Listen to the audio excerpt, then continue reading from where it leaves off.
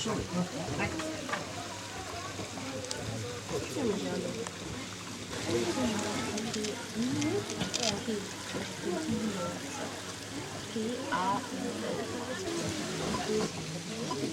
sure?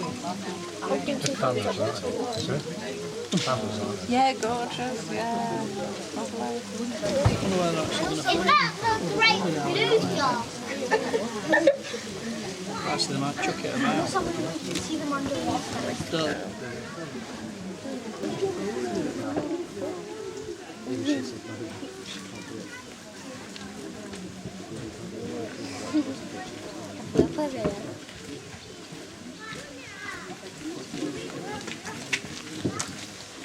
Was ist da? Papa?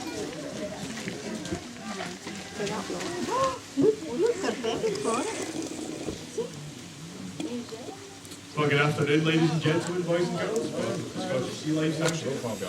My name's Dennis. I'm here to give you a feeding demonstration and tell you a bit about our two Canadian river otters, Lewis and Isla. Lewis, over here on my right, is our male otter here at the sanctuary. That's Isla there on my left, she's our female otter. These two are both North American or Canadian river otters. As the name of their species suggests, in the wild, they're found throughout the northern United States. Related to, very similar to the European river otter, which is our native species of otter here in Britain. One of the main differences between this type of otter and our native otters here in the UK, the Canadian river otters, like these two, grow to be a bit bigger than their European counterparts. This species will reach a maximum length of about 1.5 meters when they're fully grown, which is about 5 feet. Whereas European river otters get up to about 1.2 metres long. That's about 4 feet. One of the main reasons that we don't have European river otters here at the sanctuary, but we chose to keep Canadian river otters instead, is that the Canadian river otter is a diurnal species.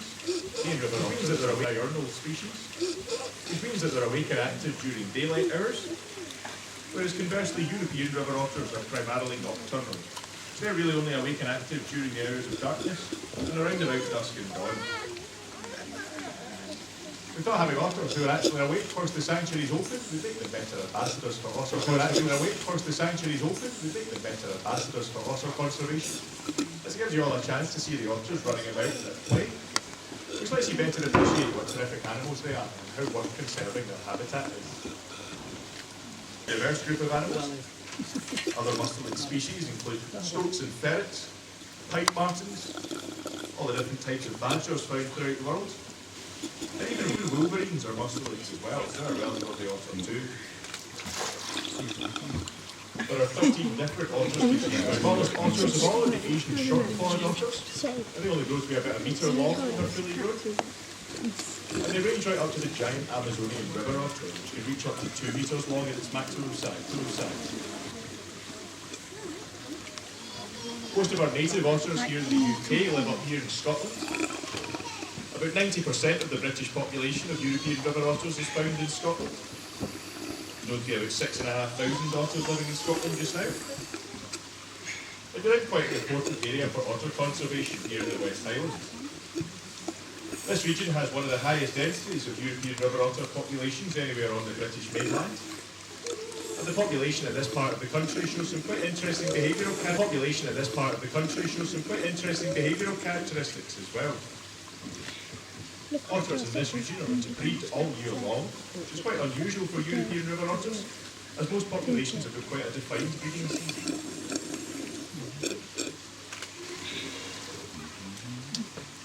Otters are the only mustelids that are adapted for an aquatic lifestyle.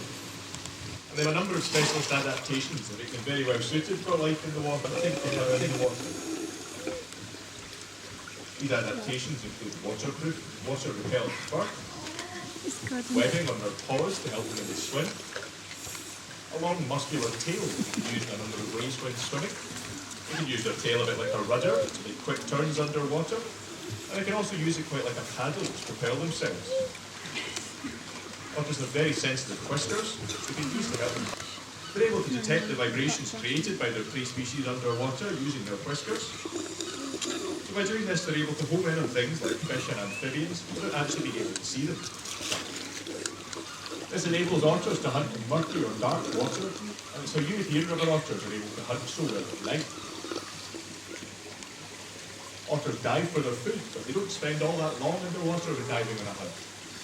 The maximum length of time on well, that's certainly a lot longer than I got, 30 second time period. As you say, they dive in smoothly and cleanly.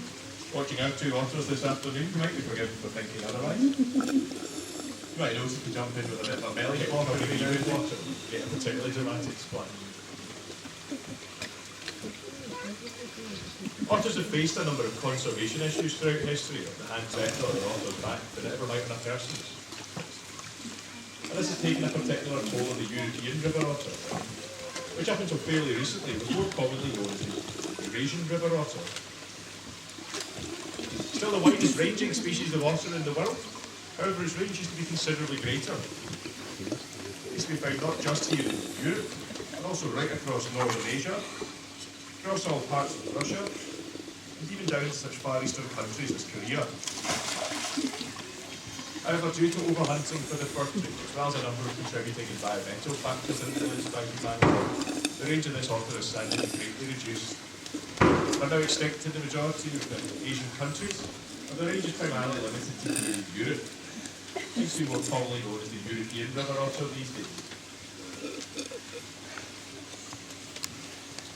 Two resident otters here at the sanctuary, Lewis and Isla, are both about 7 years old. Our boy Lewis here. Now, we anticipate and hope that our two otters should live considerably longer than that here at the sanctuary. They could live to be anywhere from 15 to 20 years old.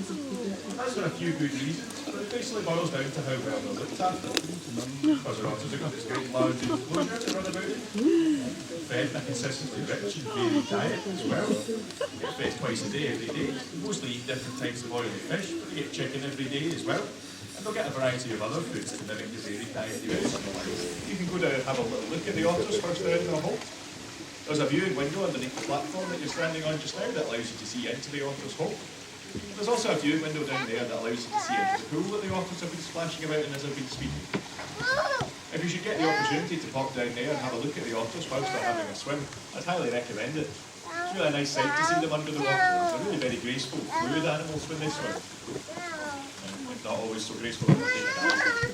But I was speaking about their territorial behaviour before, and it's not unusual to see our boy Lewis displaying some territorial behaviour himself here in his enclosure. He quite often likes to go for a wee patrol around the outskirts of his enclosure just to check for any telltale signs of any other male otters that might be trying to nestle in on his turf.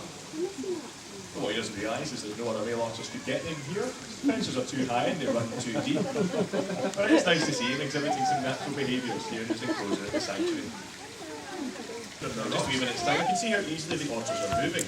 If one of them had injured themselves during the course of the day or overnight, their movement would be impaired by any injury, so I'm able to spot that straight away by watching them do it. When I take them over to their cage, you'll see that they'll follow the steps, reducing the amount of stress required to transport them anywhere, if indeed they do need to visit the vet. We also keep a... Any other questions at all?